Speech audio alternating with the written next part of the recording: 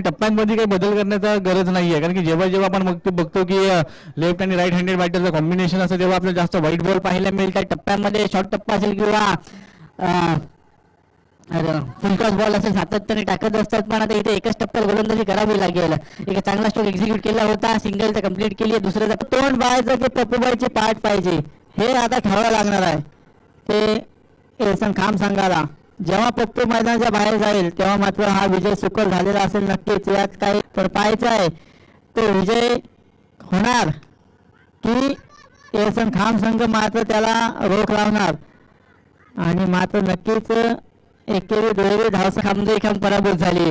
आता आपण बघितलं तर ह्या मॅच मध्ये पाहिलं थोडंफार जास्त आपण म्हणूया की एरसन खाम संघाचा आहे तर आता धुळ खंडेकर भेटतोय, म्हणजे जवळपास जुगलबंदी चांगली चालली आहे खाम आणि मादेवाडीमध्ये.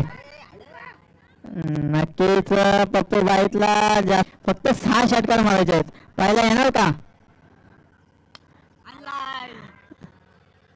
आणि बघ आहे ना पहिला सर थोडे चिंता करतायत.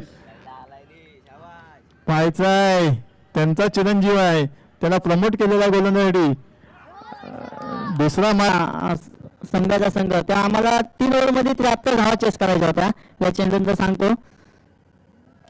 आणि सुंदर फटका चेंडू आणि बोनसचा निर्णय ठरणार का? जर फील्डचा बॉल असणार आहे, फील्डचा बॉल पप्पू बाईकसाठी मोठा फटका फसलाय, पण फील्डचा बॉल आहे, क्षेत्ररक्षक हल्लाय, पण तोपर्यंत 2 धावा खेळ तो करणार का? धावांच्या दृष्टीने नाही. आणि काय घडलं, चेंडू मात्र लागला तारेला, असा पण गेला असता तरी पण मला वाटतं 2च धावा भेटल्या. असा टर्निंग पॉईंट चेंडू आहे, हे 2 चेंडू आहेत ना, या 2 चेंडूत एखादा मोठा फटका आला. आणि आता मात्र सुंदर चेंडू टाकलेला ब्लॉक होल